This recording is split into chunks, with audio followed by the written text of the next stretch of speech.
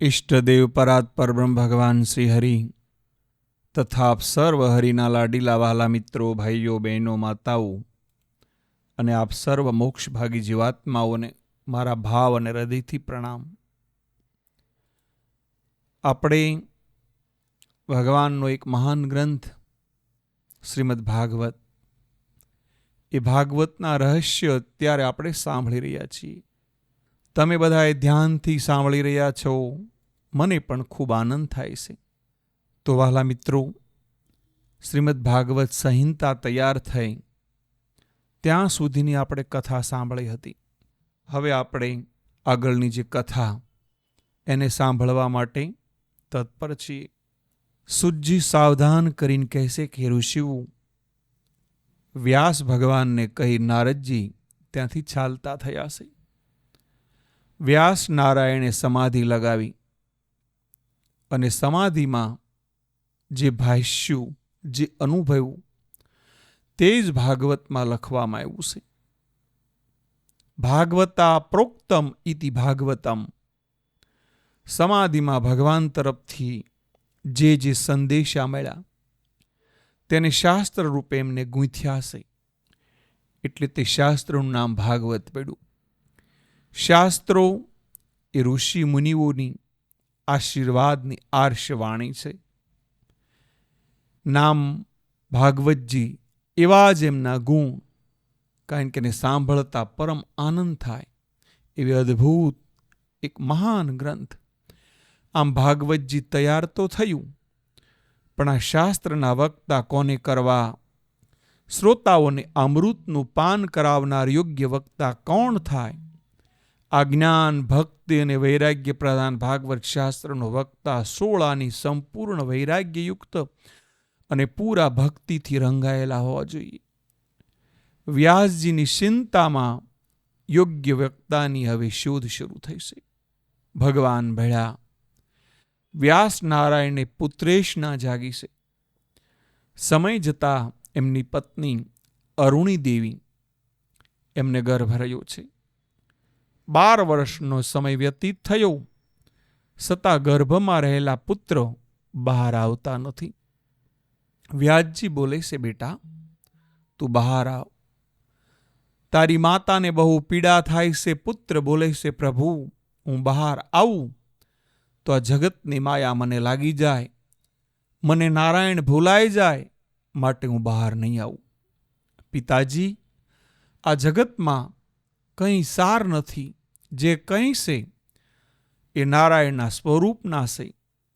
જેને જગતમાં શ્રી નારાયણ સિવાય કશું જ દેખાતું નથી, એટલે મહાત્માએ બાળકનું નામ શુક પાડ્યું છે. આ શુકદેવજીની કથા તમે ઘણી વખત સાંભળી હશે, ઘણી જગ્યાએ સાંભળી છે. એટલા માટે આ ચરિત્ર હું સંક્ષેપમાં, જે આપણે જરૂરિયાત છે એ પ્રમાણે મારી યોગ્ય અથા બુદ્ધિથી હું સમજાવવાનો કોશિશ કરીશ. શુક શબ્દને ઉલટાવો તો કશું બની જશે. વ્યાસજી શુકદેવજીને કહેશે, બેટા તું કહેશે સત્ય છે. જગત નાશવંત છે અને તુચ્છ છે, પરંતુ તેના આદિ, મધ્ય અને અંતમાં ભગવાન સમાઈને રહ્યા છે. જે જગતમાં આદિ, મધ્ય અને અંતમાં નારાયણ બિરાજે છે, તે જગતમાં રહીને જ મહાત્માઓ નારાયણને મેળવી શક્યા છે. તું જો જન્મ નહીં લે તો ભાગવતજીનો વક્તા કોને બનાવીશ? તો અનંત જીવોના ઉદ્ધારને વાસ્તે જન્મ લે. તારા જન્મથી ઘણાય જીવોનું કલ્યાણ થશે. તારા જન્મથી ઘણાય જીવોના જન્મ મરણના ફેરા ટળી જશે. અંતે શુકદેવજીનો જન્મ થાય છે અને ભાગવત સંહિતાના વક્તા શુકદેવજીને બનાવી વ્યાસ નારાયણ નિશ્ચિંત બન્યા છે. સુજી સાવધાન કરીને કહેશે કે ઋષિઓ, ભાગવત સંહિતા તૈયાર કેવી રીતે થઈ એ તમને સમજાયું. હવે પરીક્ષિતના જન્મની કથા કહું છું. કૌરવો અને પાંડવોના યુદ્ધની સમાપ્તિ થઈ છે. ભીમે દુર્યોધનના સાથળ ભાંગી નાખ્યા છે. પાંડવો આજે નિશ્ચિત બની શૈયામાં સુવા ગયા છે. આજે પાંડવોને એમ કે યુદ્ધની સમાપ્તિ થઈ, અમારો વિજય થયો. આજે શાંતિથી નિંદ્રા લેવી છે. આ બાજુ સંધ્યાકાળનો સમય થવા આવ્યો. દુર્યોધન લોહીથી ભરેલા ખાડામાં તરફડિયા મારે છે. માંસ ખાવા માટે ગીધ અને શિયાળિયા આવે, એમને હાથથી દૂર કરે. એવામાં અશ્વત્થામા ત્યાં આવે છે. પોતાના પ્રિય મિત્રની આ દશા જોઈ અશ્વત્થામાની આંખમાંથી આંસુ પડી ગયા છે. દુર્યોધન સામું જોઈને તે બોલે છે, અરે રે મિત્ર, આ દશા તારી? તારા પગમાં તો કેટલાય ખંડિયા રાજાઓ માથા ઝુકાવતા. તું બેસવાની તૈયારી કરે તો કેટલાક સેવકો તારા માટે આસન તૈયાર કરતા. તારા અવાજને ઉઠાવવાને વાસ્તે કેટલાય નોકરો હાથ જોડીને ઊભા રહેતા. આ બધું ક્યાં ગયું? એનું જ નામ જિંદગી છે. ભગવાન સ્વામિનારાયણ પણ સમજાવતા કે માનવીનું જીવન લૂંટાવા માટે સર્જાણું છે. માનવીની જિંદગીનો અંત આવે ત્યાં સુધીમાં બધું જ લૂંટાઈ જાય છે. વિચાર કરો, માણસ જેમ જેમ મૃત્યુ તરફ આગળ વધતો જાય છે તેમ તેમ ઇન્દ્રિયોની શક્તિ ક્ષીણ થતી જાય છે. જન્મ થયો ત્યારે 10 ઇન્દ્રિયો મનને સાથે લઈને જીવનમાં આવે છે અને મૃત્યુના હાથ પર જ્યારે જીવ આગળ વધે ત્યારે ઇન્દ્રિયો એક પછી એક વિદાય લેતી હોય છે. ઇન્દ્રિયોના દેવતા ઉઠી જતા હોય છે. ભંગાર શરીરમાં ઇન્દ્રિયો અંતકરણના દેવતાઓ ક્યાં સુધી રહે? બધી શક્તિ ખલાસ થઈ જાય. આંખોનું તેજ, કાનની સાંભળવાની શક્તિ પણ ચાલી જાય છે. હાથ પગ વગેરે કર્મ ઇન્દ્રિયો પણ લથડી જાય છે. આમ શરીરની બધી જ ઇન્દ્રિયોના દેવતા જીવાત્માના અંતકાળે વિદાય લેતા હોય છે. મરણકાળે જીવાત્મા ભાંગેલા જીર્ણ શરીરમાં રહેશે. તેથી જ નીતિશાસ્ત્ર કહે છે, માણસનું શરીર લૂંટાવા માટે સર્જાણું છે. મૃત્યુ પથ પર માણસ પહોંચે છે ત્યારે સઘળું લૂંટાઈ જાય છે. અશ્વત્થામા બોલે છે, મિત્ર, તારી આ દશા ભૂતકાળ યાદ આવવાથી હે ઋષિઓ અશ્વત્થામાની આંખમાંથી આંચું પડે. તે બોલે છે, મિત્ર, હવે તારા આત્માને સદગતિ આપ.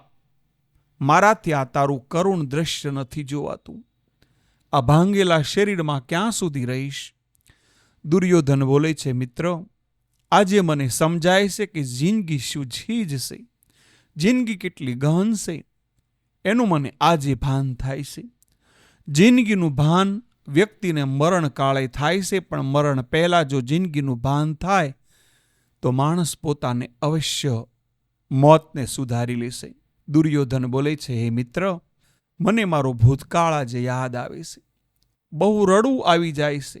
મને વિચાર આવે છે કે એક દિવસ શૈયામાં 1.5 હાથ ઊંચી તળાઈમાં સુનાર દુર્યોધન ક્યાં અને આજનો દુર્યોધન ક્યાં? અશ્વત્થામા બોલે છે, મિત્ર, હવે તું એ બધું ભૂલી જા. તારા જીવની સદગતિ કરી લે. દુર્યોધન બોલે છે, મિત્ર, એ કામ જો પાર પડે તો મારા જીવનને સદગતિ મળી જાય. અશ્વત્થામા કહે છે, શું ઈચ્છા છે? દુર્યોધન કહે છે, પાંડવોના 5 માથા કાપી આવ તો અબી વગર પૂછે સાયલો જાઓ. તે સિવાય આ દીપ એટલે કે મારો જીવ નહીં બુજાય. વેર, વિષય અને વાસના આ ત્રણેય મોતને બગાડે છે. એટલા માટે જીવનમાં ક્યારેય વેર નહીં રાખતા.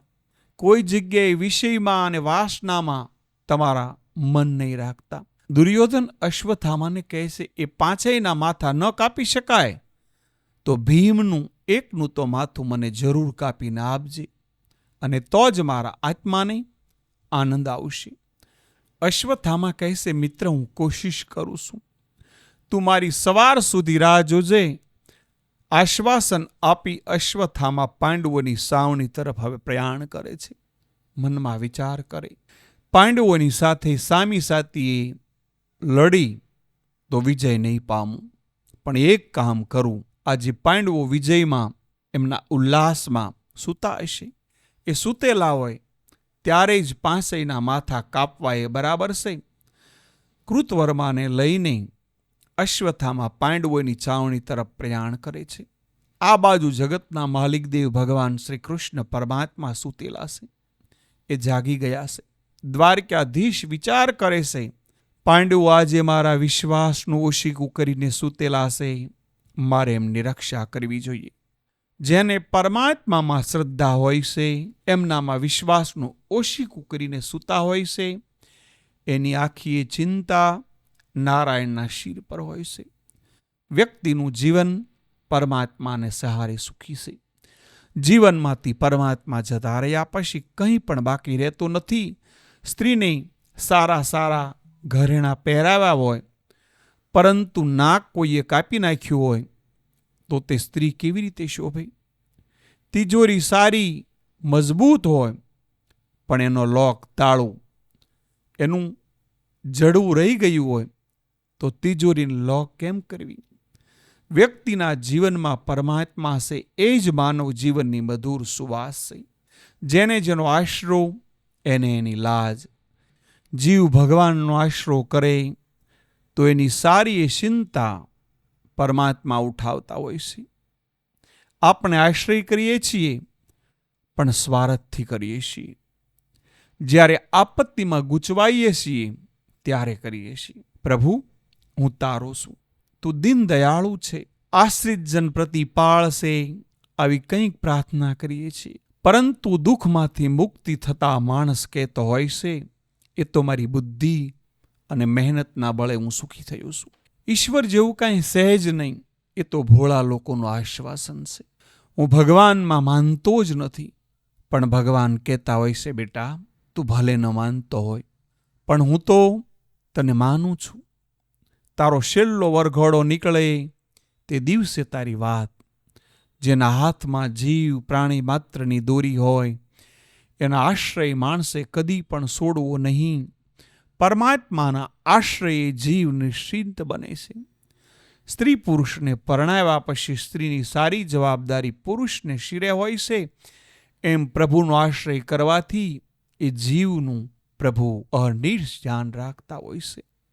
યોગક્ષેમમ વહામ્યહમ એવો કોલ ગીતામાં પ્રભુએ આપ્યો છે.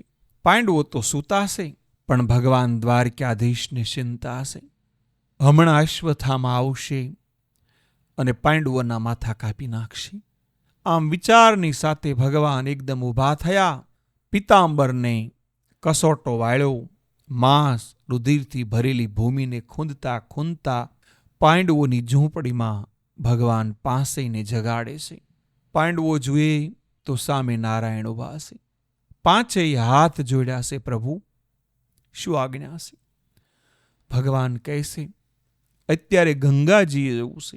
પરમાત્મામાં વિશ્વાસ છે એટલે પાંચેય શ્રી નારાયણની પીછે પીછે ચાલ્યા જાય છે.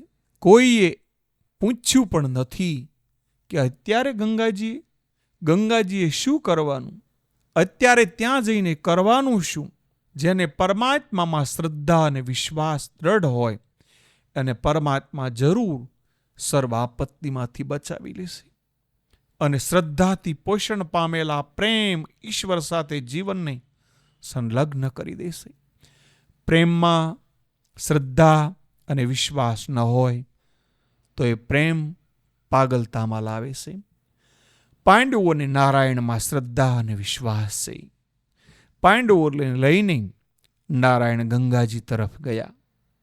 કોઈને શંકા નથી. ભગવાન સાનામાના કોઈને ન જાણે એમ એકલા પાંડવોને લઈને ગયા. તેના કરતાં દરેકને જગાડીને સાવધ કર્યા હોત કે અશ્વત્થામા આવે છે તો દરેક હથિયાર લઈને તૈયાર થઈ જાત. અને જે પાછળ દ્રૌપદીના 5 પુત્રો ઊંઘતા મરાણા તે ન મરાત. ભગવાને દરેકને સાવધાન ન કર્યા.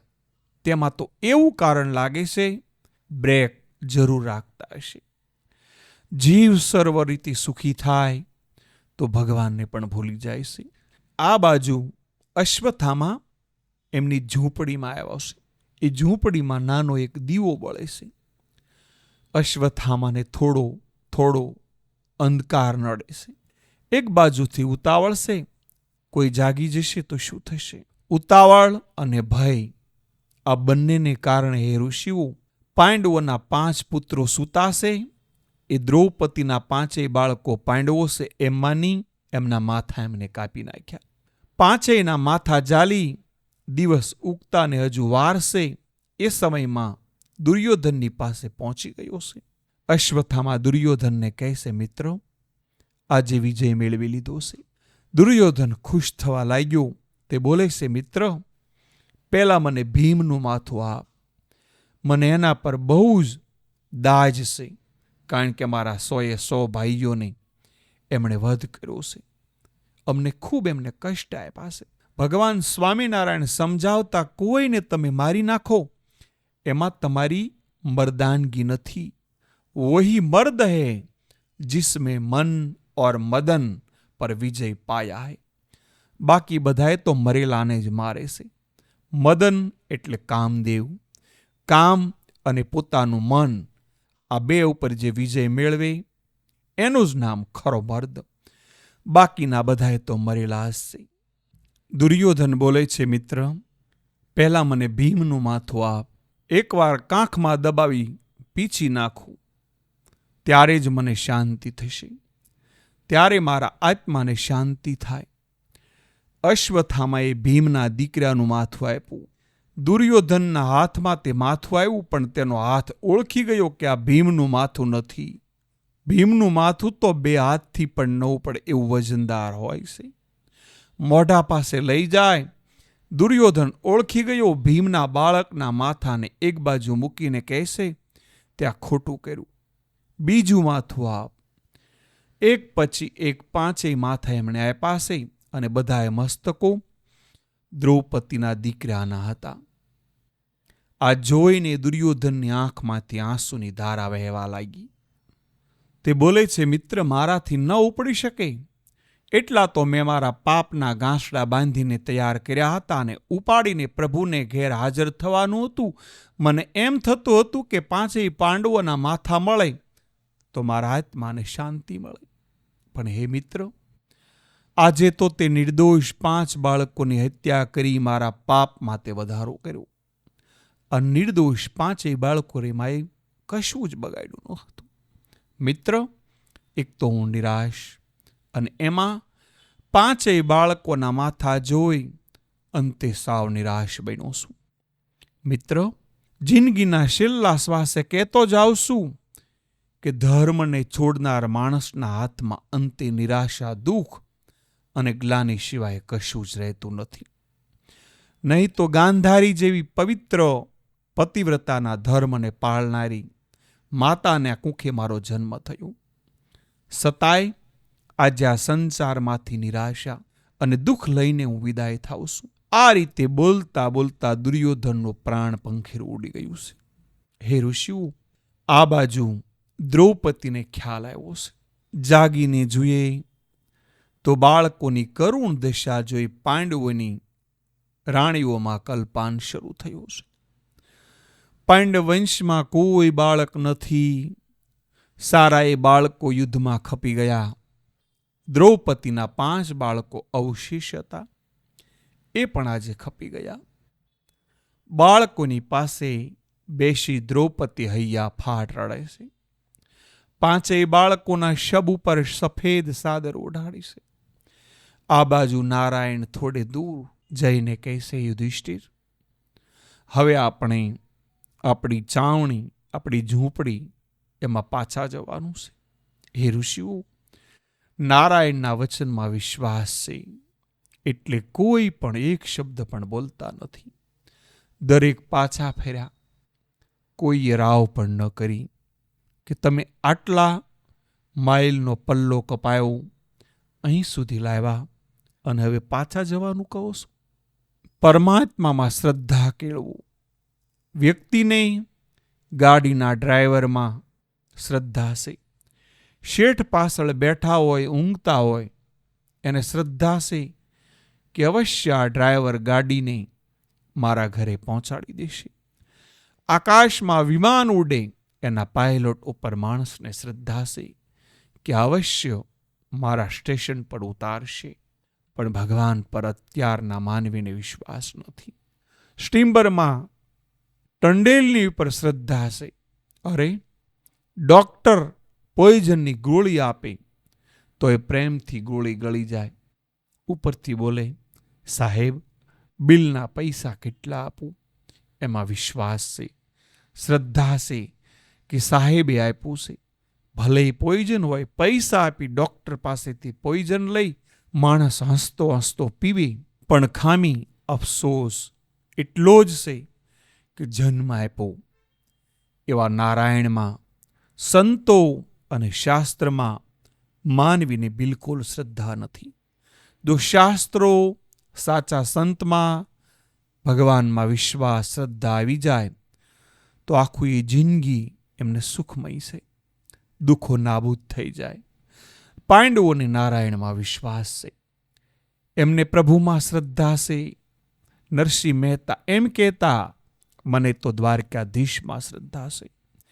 એમને દીકરીનો વિવાહ મામેરું હરિએ પૂરું કર્યું છે.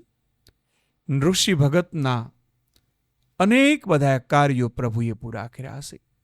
હવે આ બાજુ ભગવાન શ્રી કૃષ્ણની પાછળ પાછળ પાંડવો એમની છાવણીમાં પાછા આવે છે. જોઈએ તો સાવણીમાં રડવાનો ખૂબ અવાજ આવે છે. યુધિષ્ઠિર પૂછે છે, અર્જુન, આ ઝૂંપડીમાં, છાવણીમાં દ્રૌપદીને રડવાનો અવાજ આવતો એવું લાગે છે. દ્રૌપદી તો નથી રડતી ને, એ કેટલું કરુણ રડે છે. તું જલ્દી જા, છાવણીમાં કંઈક તકલીફ ઊભી થઈ હોય એવું લાગે છે. અર્જુન સાવણીના દ્વાર પાછે આવે ત્યારે હે ઋષિઓ, દાસીએ દ્રૌપદીને સમાચાર આપ્યા કે અર્જુન આવ્યા છે. દ્રૌપદી નતમસ્તકે ખૂબ રડે છે. બાજુમાં સફેદ ઓઢાડેલા શવ પડેલા છે. ફરતી પાંડવ પત્નીઓ રડે છે. અર્જુન દ્રૌપદી સામે આવીને પૂછે છે, દેવી, તો આટલું બધું કેમ રડે છે, કેમ આક્રંદ કરે છે? મને બતાવ, તારી સામે કોણે આંગળી સીંધી? દ્રૌપદીનું દિલ દુઃખથી ઘેરાઈ ગયેલું છે. મસ્તક સહેજ ધર કરી અર્જુનની સામે હાથ જોડીને રડતા રડતા બાજુમાં હાથ સીંધે છે. અર્જુન સાદરને ઊંચી કરે તો 5 બાળકોના ધડ પડ્યા છે, માથા નથી. અર્જુન કંપી ગયો, એના શરીરમાં ધુજારી આવી ગઈ. હાથ ધનુષ પર જતો રહ્યો, ભ્રકુટી લાલ ચોળ બની ગઈ. અર્જુન બોલે છે, દેવી, આ કોણે કર્યું?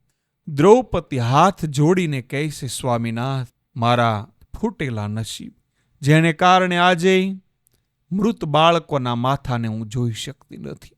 આપ બીજું કંઈ ન કરી શકો તો કંઈ નહીં, પણ મારા બાળકોના માથા મને પાછા લાવી આપો. એની સાથે હું અગ્નિમાં બળી મરું. દ્રૌપદીની કરુણતા જોઈ અર્જુનને પ્રતિજ્ઞા કરે છે, હમણાં જ હું હત્યારાને સંહાર કરી નાખું. દેવી, એ કુકર્મ કરનાર અશ્વત્થાનું માથું કાપી તેનો બાજોટ કરી બાળકોના સૂતકનું સ્નાન કરાવીશ. આમ બોલતા બોલતા અર્જુન સાવણીમાંથી બહાર ગયા છે. અર્જુન શ્રી કૃષ્ણ નારાયણને કહે છે, પ્રભુ, રથ તૈયાર કરું. એ અશ્વત્થામાને હું આજે નહીં છોડું. પ્રભુએ રથ તૈયાર કર્યો છે. અશ્વત્થામાનો પલ્લો પકડ્યો છે. થોડે દૂર જતા અશ્વત્થામાએ અર્જુનને આવતા જોયો. અશ્વત્થામાએ બ્રહ્માસ્ત્રનો પ્રયોગ કર્યો. પાસું વાળવાના પ્રયોગને નહીં જાણતા હોવા છતાં એણે બ્રહ્માસ્ત્રનો ઉપયોગ કર્યો છે. અશ્વત્થામાના બ્રહ્માસ્ત્રની સામે અર્જુને બ્રહ્માસ્ત્ર યોજ્યું. બંને અસ્ત્રો ભેગા થયા, અગ્નિ જરવા લાગ્યા. લોકોને પીડાતા જોઈ ભગવાનની આજ્ઞાથી બંને બ્રહ્માસ્ત્રને શાંત કરી અર્જુન રથમાંથી નીચે ઉતરી ભાગતા અશ્વત્થામાના વાળ પકડી તેના માથાને નીચે નમાવી મ્યાન ખુલ્લી કરી તલવારથી મારવા જાય. તારા જેવા વૈષ્ણવ ભક્ત થઈને વેરનો બદલો વેરથી આપે એ તું બરાબર કરે છે? તું જાણે છે કે બ્રાહ્મણ અવધ્ય છે, એનો કોઈ દિવસ વધ ન કરી શકાય. બ્રાહ્મણને મારીશ નહીં. આત્માના અવાજ સામે અર્જુન તલવાર મ્યાન કરી ગઈ છે. ભગવાન શ્રી કૃષ્ણ વિચાર કરે, ધન્ય છે અર્જુન, તારા 5 પુત્રોને મારનાર શત્રુ તારા હાથમાં આવ્યો, તોય તું તલવારને મ્યાન કરે છે. નારાયણને વળી વિચાર આવ્યો, હજુ આ ભક્તની થોડી વધારે કસોટી કરી લો. દુનિયાને બતાવી આપું કે મારો વૈષ્ણવ ભક્ત કેવો દયાળુ હોય છે. પ્રભુ બોલે છે, અર્જુન, હવે બહુ મોડું નહીં કર. જલ્દીથી અશ્વત્થામાનું માથું કાપી આપણે છાવણીમાં પહોંચવાનું છે. અર્જુનની આંખમાં આંસુ આવ્યા. શ્રી કૃષ્ણ સામે હાથ જોડીને કહેશે, કૃપાનાથ, મારો આત્મા મને ના પાડે છે. મારો આત્મા મને કહેશે, અર્જુન, તારા સ્વધર્મને તું છોડીશ નહીં. પરમાત્મા કહેશે, અર્જુન, બ્રાહ્મણ અવૈધ્ય છે એ શાસ્ત્ર વાક્ય બરાબર છે, પણ આ બ્રાહ્મણને મારવામાં પાપ નથી. તારા બાળકોને મારનાર બાળ હત્યારો બ્રાહ્મણ છે, માટે આને તો અત્યારે જ માર. આ પાપી છે, અશ્વત્થામાને માર. અર્જુન હાથ જોડીને કહેશે, કૃપાનાથ, આ બ્રાહ્મણ છે, અમારા ગુરુ દ્રોણાચાર્યનો દીકરો છે. હું બ્રાહ્મણને નહીં મારી શકું. મારો ધર્મ એમ કહે છે બ્રાહ્મણ અવૈધ્ય છે. પરમાત્માની સામે હાથ જોડી માથું ઝુકાવ્યું છે. હે નારાયણ, પેલા યુદ્ધમાં તમારું માન્યું હતું, આજે હું નહીં માનું. તમને ખોટું લાગતું હોય તો મને માફ કરજો, ભૂલી જજો. હે પ્રભુ, તમને એવું લાગતું હોય કે મારી આજ્ઞા માનતો નથી, તો ભલે પ્રભુ, ગુરુપુત્ર છે, બ્રાહ્મણ છે, સદાય અવૈધ્ય છે. આજે અર્જુન બોલે છે, હે પ્રભુ, આજે તમારું આ વચન, અશ્વત્થામાનું માથું કાપી નાખવા, એ વચન હું નહીં માનું. પ્રભુ ખૂબ રાજી થયા. અર્જુનને ધન્યવાદ આપતા કહે છે, ધન્ય છે અર્જુન, તારી આ સમજણને, અને એથી ધન્ય છે મારા મનુષ્ય શરીર જન્મને, કે હું અર્જુન તારા જેવા પવિત્ર મને ભક્ત મળ્યા. અર્જુન, તારો રથ મેં હાંક્યો, એનું ફળ મને આજે મળી ગયું. તારો રથ હાંકવાથી, મારી સેવાથી મને લાગે છે કે મારું જન્મ ધારણ કરવાનું મારું કાર્ય સફળ થયું છે. આજે ઈશ્વરને એમ છે કે અર્જુનની સેવા કરી મારું જીવન મેં સાર્થકતા કર્યું છે. આવું જ્યારે ઈશ્વરને લાગે ત્યારે આપણે ભગત સાચા. એટલા માટે હે વાલા મિત્રો, ભગવાનના ભગત બનવું તો આવા ટેકીલા ભક્ત બનવા, પ્રેમાળ ભક્ત બનવા. ભગવાનને એમ થાય કે મારો ભગત છે. જીવનને એવો વળાંક આપો કે તમારું જીવન અને કાર્ય ભગવાનને ગમે અને એ રાજી થાય. અર્જુનના પાત્રથી ભાગવતજીએ માનવ જીવનને કેમ જીવવું જોઈએ એ શીખવાયું છે, અને ધર્મનું પાલન કેમ થાય એનો રાહ બતાવ્યો છે. 5 પુત્રોને મારનાર આવેલ હોવા છતાં પોતાના ધર્મ યાદ કરી એના પર હાથ ન ઉઠાય. વિકટ પરિસ્થિતિમાં ધર્મ, સ્વધર્મ યાદ રહે, એનું નામ જ ધર્મનું સેવન કહેવાય છે. આપણને ધર્મ મંદિરમાં, કથાના મંડપમાં યાદ રહે છે. વ્યવહારમાં ધર્મને ભૂલી જઈએ છીએ. ધર્મ કેવળ મંદિરમાં અને કથાના મંડપમાં જ પાળવાનું અને યાદ રાખવાનું નથી, પણ ધર્મ ઘરમાં, વ્યવહારમાં, જીવનમાં, બધા ક્ષેત્રોમાં યાદ રાખવાનો છે.